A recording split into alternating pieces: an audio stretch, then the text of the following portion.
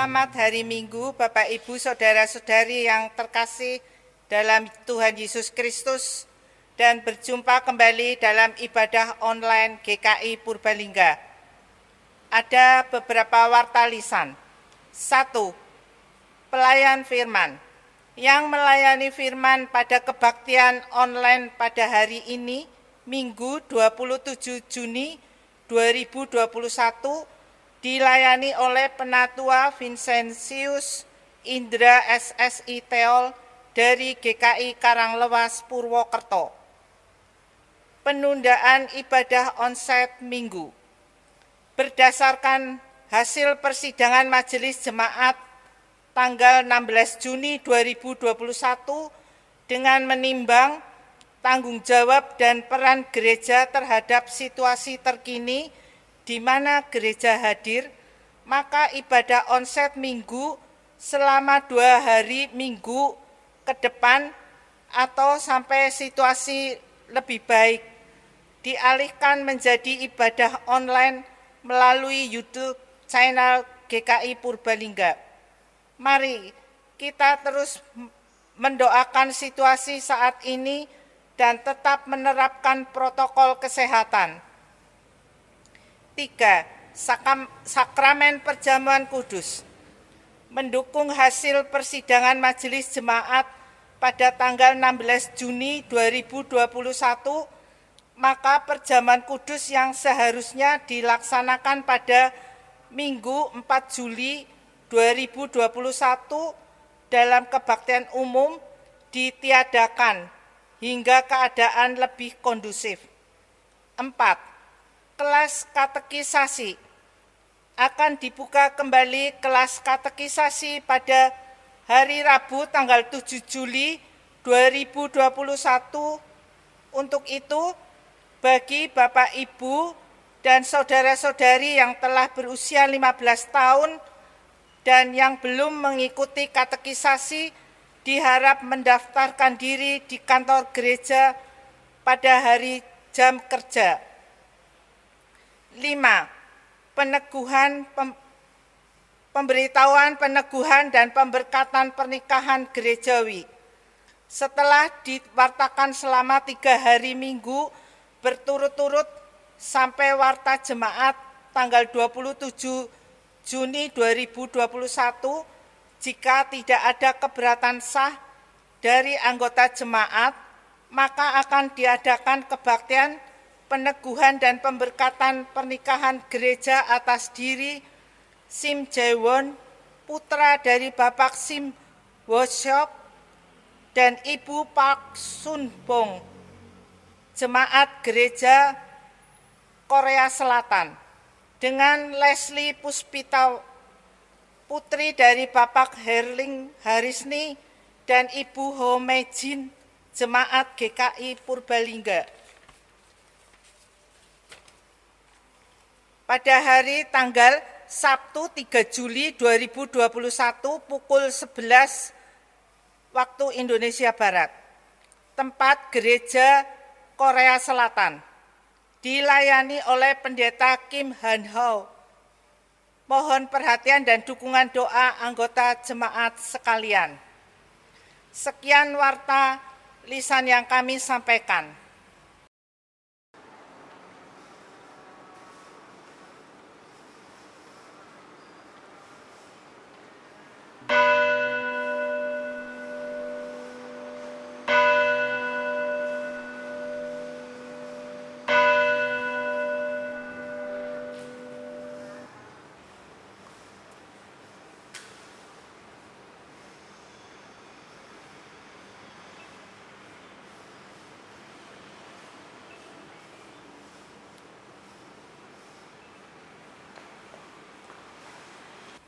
Panggilan beribadah.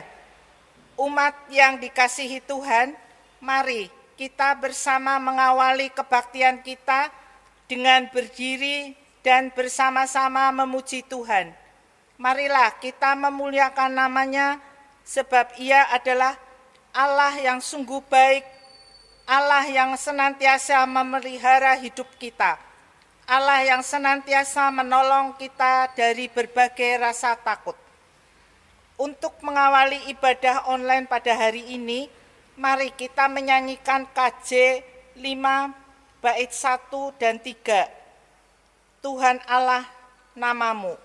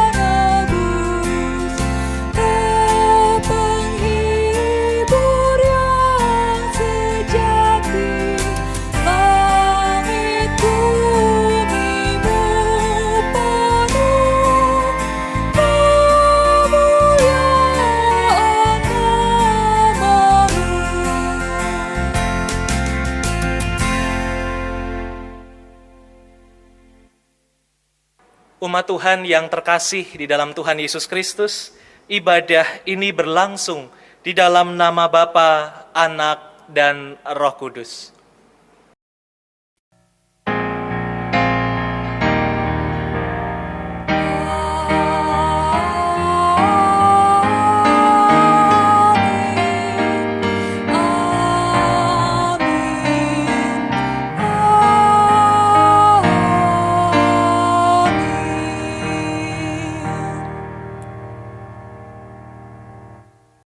Damai Kristus bersama dengan saudara sekalian. Dan menyertai saudara juga. Umat Tuhan yang terkasih, banyak hal yang dirasa tidak mudah untuk dijalani ketika seseorang harus memasuki fase yang baru atau berbeda di dalam kehidupannya. Muncul kekhawatiran dari rasa tidak mampu untuk melanjutkan. Padahal kehidupan harus terus berjalan. Di titik ini, kita tetap butuh untuk berjuang dan tidak menyerah menjalani hari-hari yang tidak mudah. Saudaraku, Yesus mengajarkan kita untuk jangan takut dan tetap percaya. Percaya bahwa Yesus akan senantiasa memberikan kekuatan kepada kita agar tidak menyerah dan menghadapi semuanya dengan tetap tenang dan percaya akan janjinya. Walaupun ada keterbatasan dan hambatan yang harus kita hadapi, tetapi Ia tidak pernah meninggalkan kita. Bahkan Ia dapat melakukan hal-hal yang mungkin bagi manusia adalah sesuatu yang mustahil. Umat Tuhan yang terkasih, marilah kita mengarahkan hati kita bersatu, mengakui segala dosa dan kesalahan kita di hadapan Tuhan. Mari kita berdoa. Bapa dalam sorga, pemilik kehidupan kami bersyukur untuk setiap peristiwa kehidupan yang boleh berjalan sampai dengan saat ini. Sungguh kami merasakan bahwa kasih dan pertolongan Tuhan begitu nyata dalam kehidupan kami. Namun hari ini Tuhan, kami mau menyadari juga ketika kami menjalani setiap kehidupan kami, acap kali kami tidak luput dari yang namanya dosa. Bahkan juga kami kerap melakukan tindakan yang tidak sesuai dengan kehendak Tuhan. Kami kadangkala menjadi manusia yang lebih senang untuk melukai dan menyakiti sesama kami. Kami seringkali menjadi manusia yang mengedepankan ego diri kami sendiri, ambisi diri kami sendiri.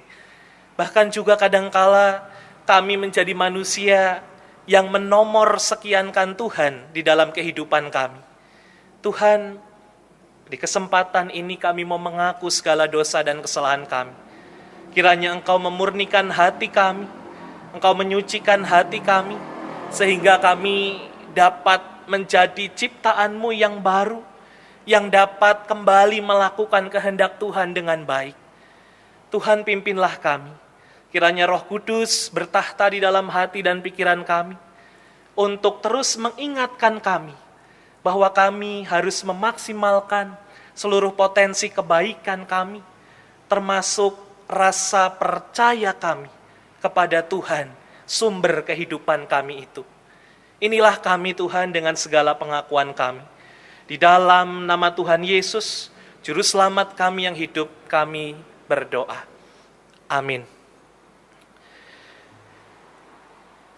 Umat Tuhan, bagi setiap kita yang telah mengaku segala dosa dan pelanggaran kita di hadapan Tuhan, maka terimalah berita anugerah yang diambil dari Ratapan 3 ayat 22 hingga 23, dilanjutkan ayat 25, yang mengatakan demikian. Tak berkesudahan kasih setia Tuhan, tak habis-habisnya rahmat-Nya, selalu baru tiap pagi, besar kesetiaan-Mu. Tuhan adalah baik bagi orang yang berharap kepada-Nya, bagi jiwa yang mencari Dia. Demikianlah berita anugerah dari Tuhan. Syukur kepada Allah.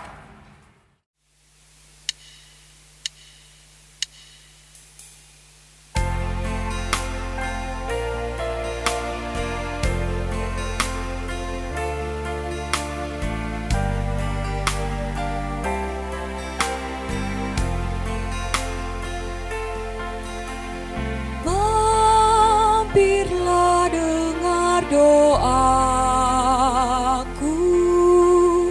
Yesus penebus.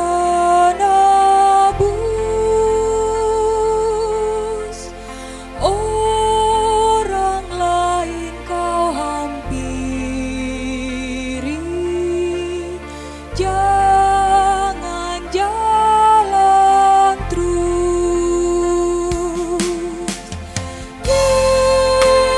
Yesus Tuhan, dengar doaku.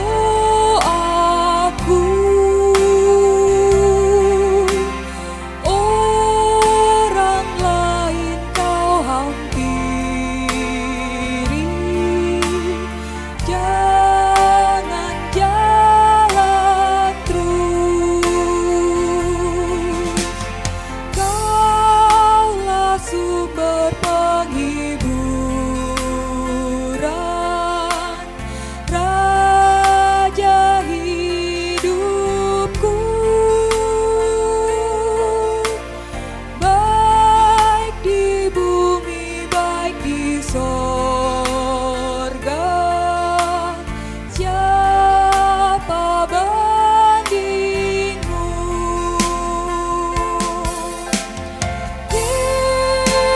Yesus Tuhan,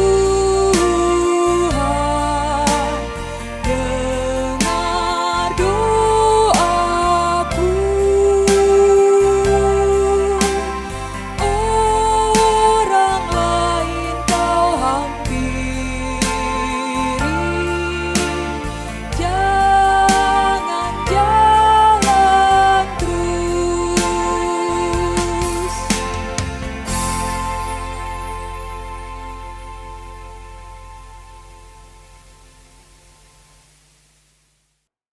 Umat Tuhan yang terkasih, sebelum kita merenungkan firman Tuhan, mari kita mohon terang Roh Kudus agar Roh Kudus hadir di tengah-tengah kita, di dalam hati dan pikiran kita. Mari kita berdoa. Bapa dalam sorga, kami bersyukur untuk kesempatan yang kembali Tuhan anugerahkan bagi setiap kami, di mana kami dapat beribadah di rumah kami masing-masing pada kesempatan ini. Di hari yang kudus ini Tuhan, tolonglah kami untuk kami dapat membuka hati dan pikiran kami untuk sepenuhnya tertuju pada firman-Mu. Tolonglah kami untuk menemukan mutiara rohani di balik setiap firman yang kami renungkan. Dan kiranya kami dapat menghayati terlebih melakukan firman-Mu di dalam hidup keseharian kami, di tengah riuhnya dunia serta pergumulan kami. Sertailah dan pimpinlah kami ya Tuhan. Kami siap untuk mendengarkan firman-Mu. Di dalam nama Tuhan Yesus, Juru Selamat kami berdoa. Amin. Saudaraku yang terkasih di dalam Tuhan, inilah Injil Yesus Kristus menurut Markus pasal 5 ayat 21 hingga ayat 43. Markus pasal 5 ayat 21 hingga ayat 43. Lembaga Alkitab Indonesia memberikan judul Yesus membangkitkan anak Yairus dan menyembuhkan seorang perempuan yang sakit pendarahan. Sesudah Yesus menyeberang lagi dengan perahu, orang banyak berbondong-bondong datang, lalu mengerumuni dia, sedang ia berada di tepi danau. Datanglah seorang kepala rumah ibadat yang bernama Yairus. Ketika ia melihat Yesus, tersungkurlah ia di depan kakinya, dan memohon dengan sangat kepadanya, "Anakku perempuan sedang sakit, hampir mati. Datanglah kiranya dan letakkanlah tanganmu atasnya, supaya ia selamat dan tetap hidup." Lalu pergilah Yesus dengan orang itu. Orang banyak berbondong-bondong mengikuti dia dan berdesak-desakan di dekatnya. Adalah di situ seorang perempuan yang sudah 12 tahun lamanya menderita pendarahan. Ia telah berulang-ulang diobati oleh berbagai tabib, sehingga telah dihabiskannya semua yang ada padanya. Namun sama sekali tidak ada faedahnya. Malah sebaliknya keadaannya makin memburuk. Dia sudah mendengar berita-berita tentang Yesus, maka di tengah-tengah orang banyak itu ia mendekati Yesus dari belakang dan menjamah jubahnya. Sebab katanya, "Asal ku jamah saja jubahnya, aku akan sembuh." Seketika itu juga berhentilah pendarahannya dan ia merasa bahwa badannya sudah sembuh dari penyakitnya. Pada ketika itu juga Yesus mengetahui bahwa ada tenaga yang keluar dari dirinya. Lalu ia berpaling di tengah orang banyak dan bertanya, "Siapa yang menjamah jubahku?" Murid-muridnya menjawab, "Engkau melihat bagaimana orang-orang ini berdesak-desakan dekatmu, dan engkau bertanya, siapa yang menjamah aku?" Lalu ia memandang sekelilingnya untuk melihat siapa yang telah melakukan hal itu. Perempuan itu yang menjadi takut dan gemetar ketika mengetahui apa yang telah terjadi atas dirinya, tampil dan tersungkur di depan Yesus dan dengan tulus memberitahukannya segala sesuatu kepadanya. Maka katanya kepada perempuan itu, "Hai anakku, imanmu telah menyelamatkan engkau. Pergilah dengan selamat dan sembuhlah dari penyakitmu." Ketika Yesus masih berbicara, datanglah orang dari keluarga kepala rumah ibadat itu dan berkata, "Anakmu sudah mati. Apa perlunya lagi engkau menyusah-nyusahkan guru?" Tetapi Yesus tidak menghiraukan perkataan mereka dan berkata kepada kepala rumah ibadat, "Jangan takut, percaya saja." Lalu Yesus tidak memperbolehkan seorang pun ikut serta, kecuali Petrus, Yakobus, dan Yohanes, saudara Yakobus. Mereka tiba di rumah kepala rumah ibadat, dan di sana dilihatnya orang-orang ribut, menangis dan meratap dengan suara nyaring. Sesudah ia masuk, ia berkata kepada orang-orang itu, "Mengapa kamu ribut dan menangis? Anak ini tidak mati, tetapi tidur." Tetapi mereka menertawakan dia. Maka diusirnya semua orang itu, lalu dibawanya ayah dan ibu anak itu, dan mereka yang bersama-sama dengan dia masuk ke kamar anak itu. Lalu dipegangnya tangan anak itu, katanya, "Talita kum," yang berarti, "Hai anak, aku berkata kepadamu, bangunlah." Seketika itu juga anak itu bangkit, berdiri dan berjalan, sebab umurnya sudah 12 tahun. Semua orang yang hadir sangat takjub. Dengan sangat ia berpesan kepada mereka, supaya jangan seorang pun mengetahui hal itu. Lalu ia menyuruh mereka memberi anak itu makan. Saudaraku, sedemikian jauh pembacaan Injil Yesus Kristus. Hendaklah firman Tuhan dengan segala kekayaannya diam di dalam hatimu, dan ucaplah syukur. Haleluya. Haleluya, haleluya.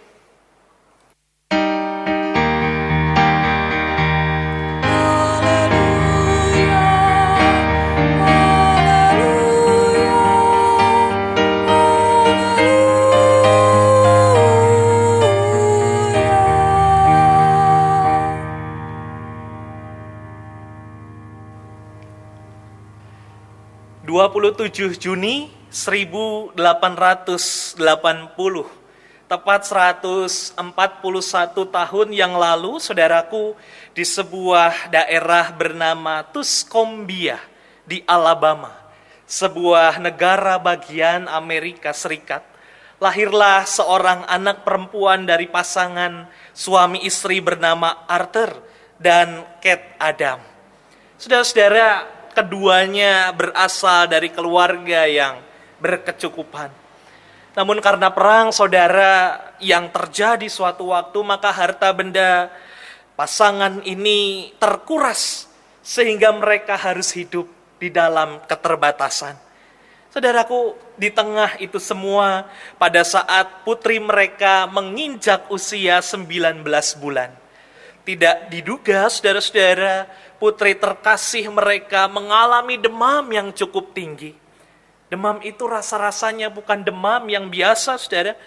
Kemungkinan putri mereka terkena penyakit rubella, atau pada saat itu dinamakan demam scarlet. Saudara, terbukti dengan putri mereka yang mulai perlahan kehilangan penglihatannya, perlahan kehilangan pendengarannya, bahkan juga ia menjadi seorang putri yang tidak bisa berbicara sepatah kata pun. Saudara, keterbatasan itulah yang membuat putri Arthur dan Kate perlahan bertumbuh menjadi anak yang emosional, yang menjadi sangat pemarah. Bahkan ia kerap berlaku kasar dengan melempar barang yang ada di dekatnya, menendang apapun benda yang ada di sekitarnya. Ia berontak, saudara-saudara, karena keinginannya yang sangat besar untuk dapat sembuh dari sakitnya, untuk dapat berbicara, melihat, bahkan mendengar. Saudara, bagaimana seandainya saudara dan saya menjadi orang tua dari anak ini? Apa yang kita rasakan? Saudara, Gusti mboten sare. Hidup putri Arthur dan Kate ini seketika berubah. Ketika ia bertemu dengan seorang guru yang sangat sabar bernama Anne Sullivan, yang membimbingnya sejak usia 7 tahun. Seorang guru yang dengan sabar mendidik sang anak dari Arthur dan Kate ini saat ia bersekolah, saat ia remaja bertumbuh dewasa. Saudara, meski banyak tantangan, bahkan juga harus melewati fase jenuh, Anne tetap berusaha mengajar dengan kasih dan kelembutan. Hasilnya, putri Arthur dan Kate ini mulai berhasil menguasai 575 kata, beberapa tabel perkalian, dan sistem Braille dalam tempo yang singkat. Saudaraku, putri Arthur dan Kate juga perlahan sudah dapat berbicara. Singkat cerita, putrinya bertumbuh kian dewasa dan bertumbuh terus, saudara-saudara. Semangatnya pun berkobar-kobar saat itu. Semangat pantang menyerah Anne Sullivan membuahkan hasil yang luar biasa untuk putri Arthur dan Kate. Singkat cerita, saudaraku, putri Arthur dan Kate dewasa ini berhasil menerima gelar cum laude, Bachelor of Art pada tahun 1904 pada usia 24 tahun.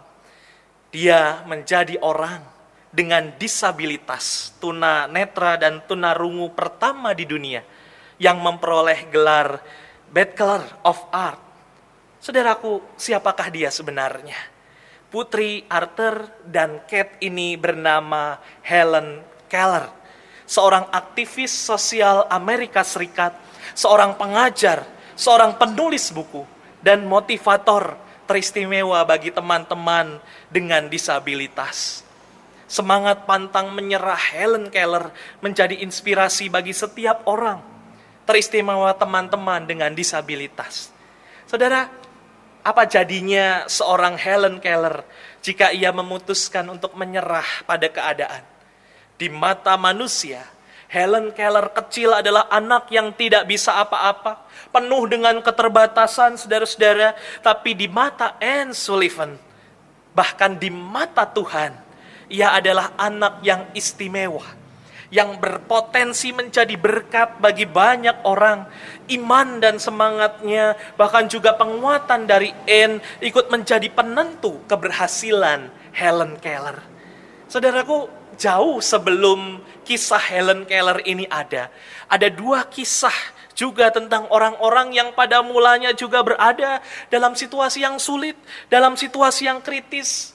Kisah ini kita temukan di dalam Markus 5 ayat 21 sampai 43. Saya mau mengajak saudara di rumah masing-masing untuk terlebih dahulu membaca Markus 5 ayat 21 hingga ayat 23. Mari kita baca bersama-sama ayat-ayat ini, saudara. Sesudah Yesus menyeberang lagi dengan perahu, orang banyak berbondong-bondong datang lalu mengerumuni dia.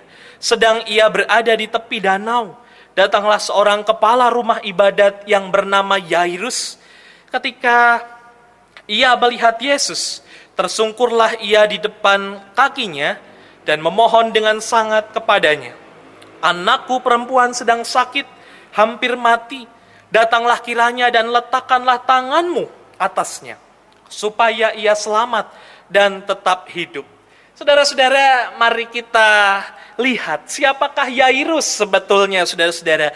Betapa Yairus itu dihormati sebagai kepala rumah ibadat di Galilea. Jabatannya nggak main-main, saudara. Kepala rumah ibadat adalah posisi yang tinggi, cukup dipandang banyak orang. Yairus bukan orang sembarangan. Tapi sekaligus juga, saudara, Yairus adalah seorang papa yang amat sayang dengan putrinya. Kala itu Alkitab menceritakan apa, saudara? Putri Yairus itu sedang sakit. Dikatakan hampir mati atau kritis. Saudara, papa yang sayang dengan putrinya berusaha memberikan yang terbaik. Apalagi ketika anak-anak yang dikasihinya sedang sakit. Tidak peduli apa kata orang. Seorang kepala rumah ibadat harus berdesak-desakan dengan orang banyak untuk mendapatkan Yesus. Dan mengajak Yesus untuk turut serta ke rumahnya menyembuhkan putri yang dikasihinya. Tapi saudara, saya mau ajak kita semua untuk berimajinasi sejenak. Menjadi Yairus di posisi genting itu. Anak yang kita sayangi dalam keadaan kritis. Anda dalam posisi benar-benar ingin membawa Yesus ke rumah Anda secepat mungkin, namun sedang cepat-cepatnya berjalan bersama Yesus menuju rumah, Anda menemukan sesuatu yang tak diduga di tengah jalan, saudara. Mari kita baca Markus 5 ayat 25 sampai 26, 23. Adalah di situ seorang perempuan yang sudah 12 tahun lamanya menderita pendarahan.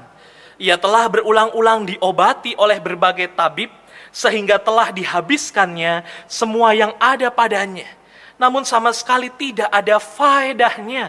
Malah sebaliknya keadaannya makin memburuk. Saudaraku, kira-kira apa yang Anda akan lakukan jika Anda adalah Yairus? Langkah Yairus, Yesus, dan rombongan banyak orang itu dicegat oleh perempuan dewasa yang sudah 12 tahun lamanya berjuang untuk sembuh. Siapakah perempuan yang mencegat Yesus ini, saudara? Yang berkata, asal ku jamah saja jubahnya, aku akan sembuh. Beberapa penafsir mengatakan perempuan ini dianggap sebagai perempuan yang najis saat itu. Ia dianggap sebagai perempuan yang cemar. Ia dikucilkan oleh banyak orang, bahkan dalam status sosial ia tidak masuk hitungan. Tapi kabar baiknya, ia adalah perempuan yang gigih luar biasa, yang tak sekalipun memperhitungkan stigma negatif banyak orang di sekitarnya. Yesus berkata apa, saudara, pada perempuan ini? Di Markus 5 ayat 34, Yesus berkata, hai anakku, imanmu telah menyelamatkan engkau. Pergilah dengan selamat dan sembuhlah dari penyakitmu. Yesus memanggil perempuan yang tak bernama ini, yang dianggap najis menurut ukuran banyak orang saat itu, dengan sebutan anakku. Bayangkan saudara, orang yang selama ini dikucilkan, dibenci, dihina, dicaci maki, Yesus berkata, anakku. Bahasa kasih Yesus ini seketika memulihkan keadaan fisik, bahkan status sosial perempuan ini. Lalu pertanyaannya kemudian, bagaimana kabar Yairus? Kalau saya jadi Yairus, mungkin saya akan berteriak-teriak, cepat dikit Yesus, tolong cepatlah Yesus. Mungkin juga akan kesal, bahkan marah saudara-saudara. Menunggu lama sekali, Yesus harus menyembuhkan perempuan ini.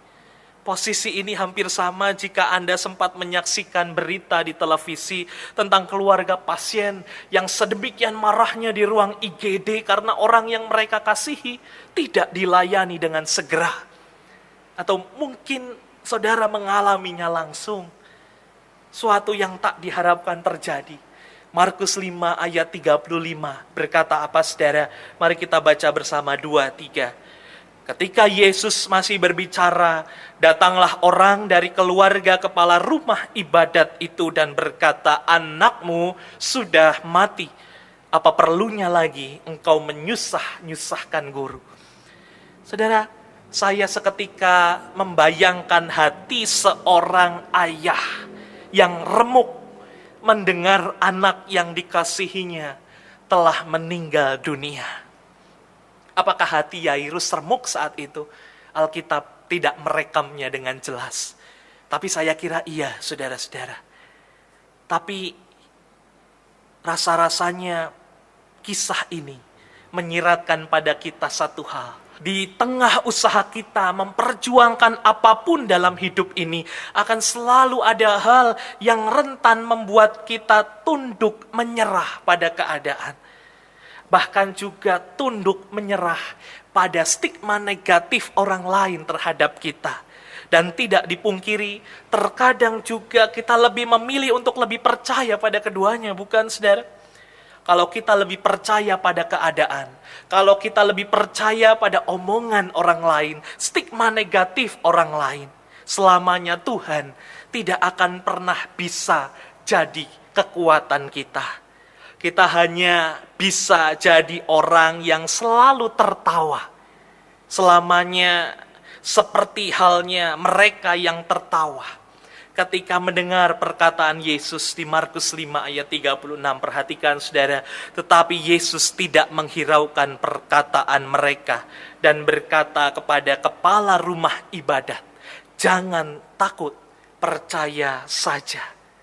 Yesus mengembalikan kekuatan itu kepada Yairus. Apakah Yairus mau menjadi seorang yang melihat kematian? Ataukah Yairus mau sepakat dengan Yesus yang melihat kehidupan? Ternyata apa yang terjadi saudaraku? Ia percaya pada Yesus. Talitakum, kata Yesus. Anak tercinta Yairus dihidupkan kembali karena iman ayahnya yang besar pada Yesus saat itu. Helen Keller, Yairus atau perempuan tak bernama yang berusaha menggapai jumbai jubah Yesus yang mengalami pendarahan 12 tahun. Ketiganya punya hidup dan pergumulannya sendiri-sendiri. Namun ketiganya sama-sama merasakan pergumulan yang sukar luar biasa. Tapi dengarlah kabar baiknya saudara. Mereka tidak sekalipun dipatahkan oleh keadaan atau stigma negatif orang banyak. Karena iman mereka selalu berkata, Tuhan adalah kekuatanku. Bagaimana dengan saudara dan saya? Janganlah menyerah meski tak mudah. Amin.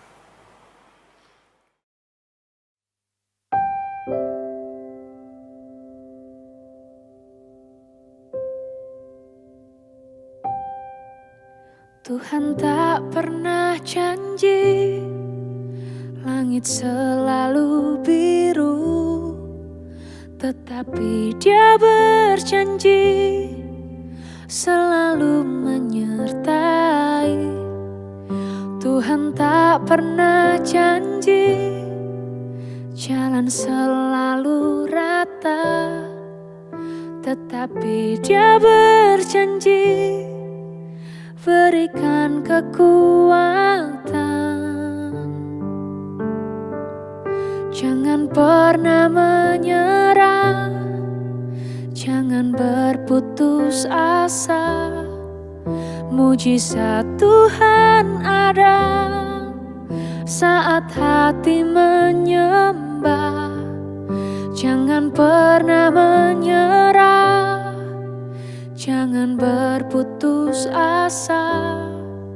Mujizat Tuhan ada bagi yang setia dan percaya.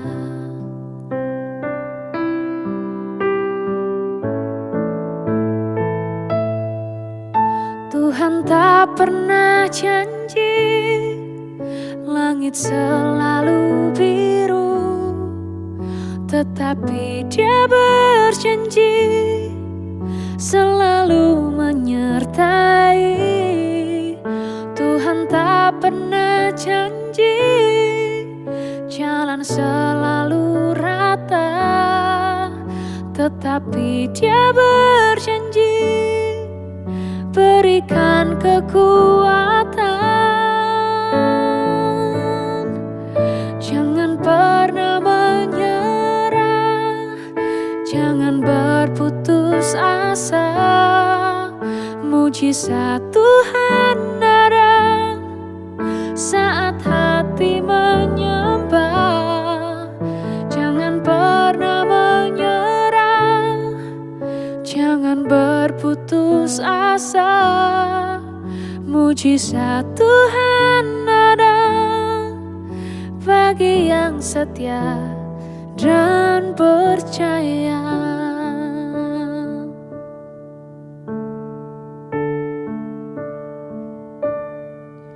Jangan pernah menyerah, jangan berputus asa. Mujizat Tuhan ada saat hati menyembah. Jangan pernah menyerah, jangan berputus asa. Mujizat Tuhan ada bagi yang setia dan percaya. Bagi yang setia dan percaya.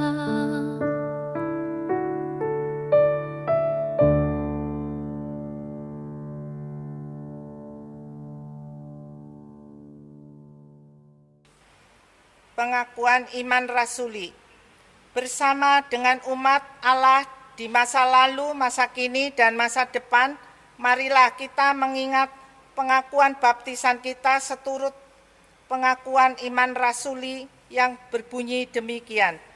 Aku percaya kepada Allah, Bapa yang Maha Kuasa, Khalik langit dan bumi, dan kepada Yesus Kristus, anaknya yang tunggal Tuhan kita, yang dikandung dari Roh Kudus, lahir dari anak darah Maria, yang menderita sengsara di bawah pemerintahan Pontius Pilatus, disalibkan, mati dan dikuburkan, turun ke dalam kerajaan maut.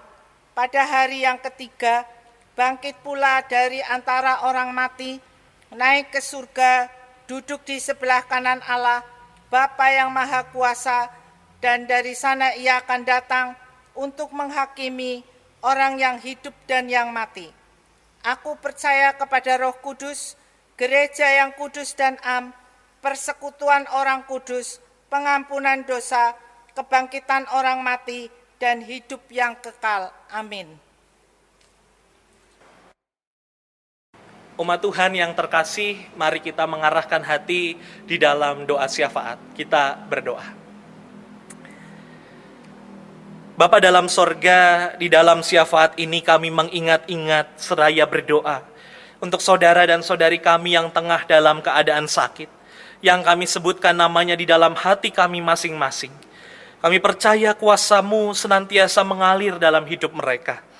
Perkenankanlah mereka juga untuk tetap bersuka cita Tuhan, tetap punya semangat yang besar menjadi anak Tuhan yang terus berpengharapan dan melekat erat pada Tuhan.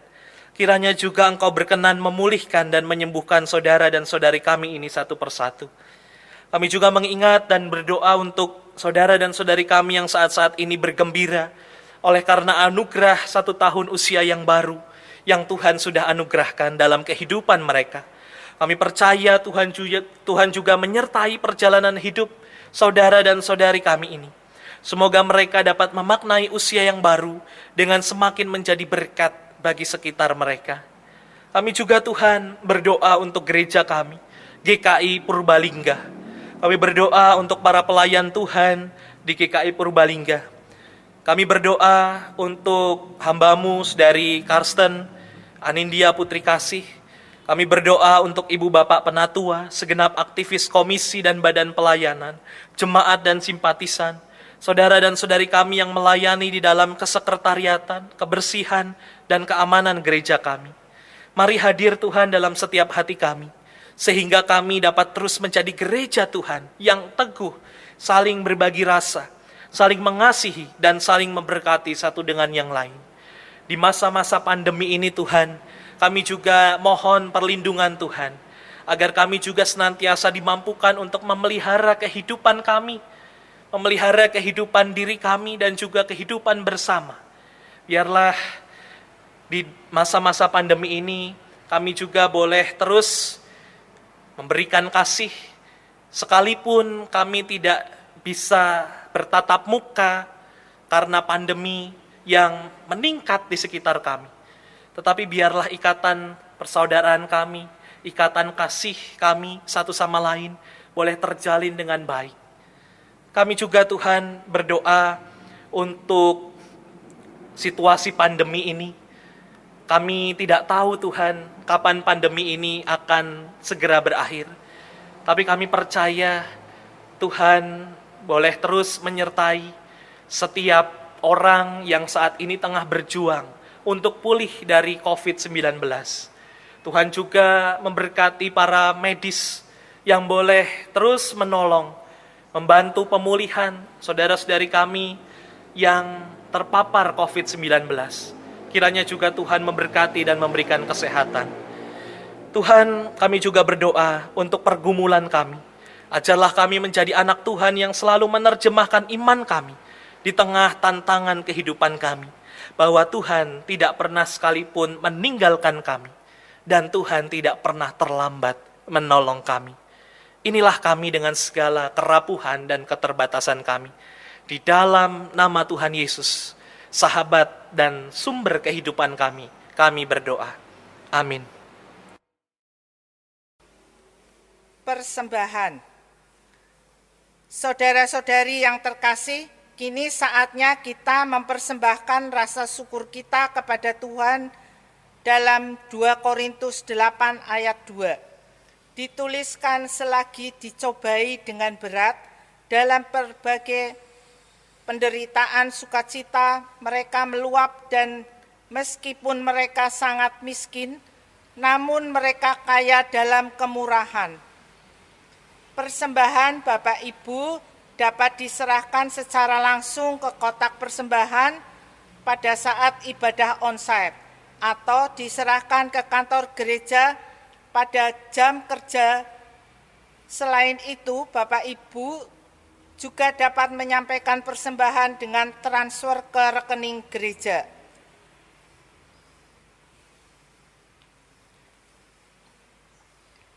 Marilah kita berdoa.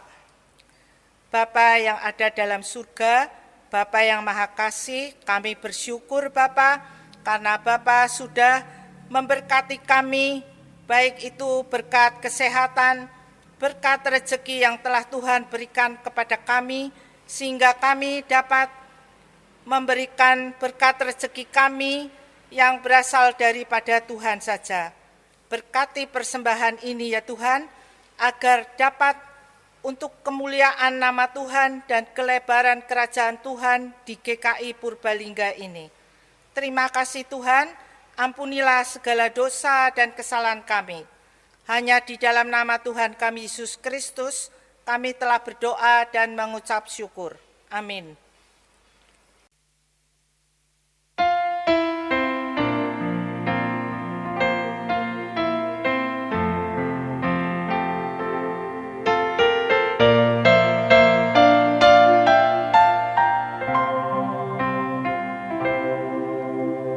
Dalam segala perkara Tuhan punya rencana yang lebih besar dari semua yang terpikirkan. Apapun yang kau berbuat, tak ada maksud jahat, sebab itu ku lakukan semua denganmu Tuhan. Ku tak akan menyerah pada apapun juga, sebelum ku coba semua yang ku bisa, tetapi ku berserah kepada kehendak-Mu. Hatiku percaya Tuhan punya rencana.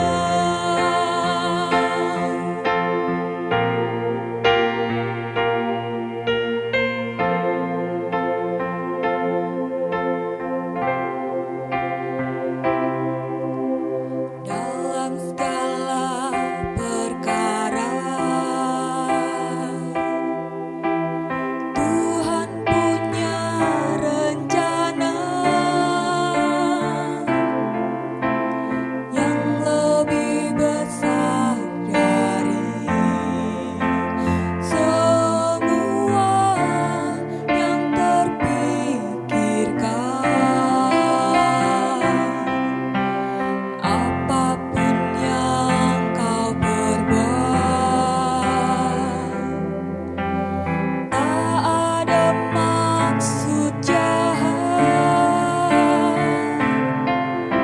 sebab itu ku lakukan semua denganmu Tuhan.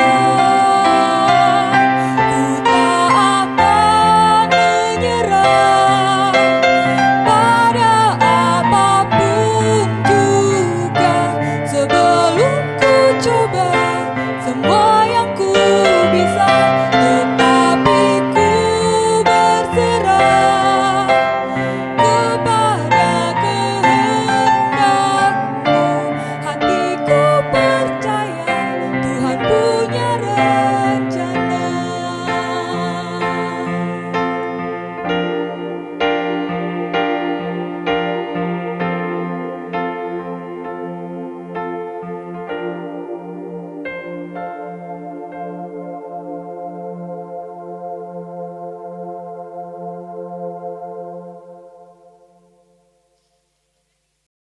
Saudaraku, arahkanlah hatimu kepada Tuhan.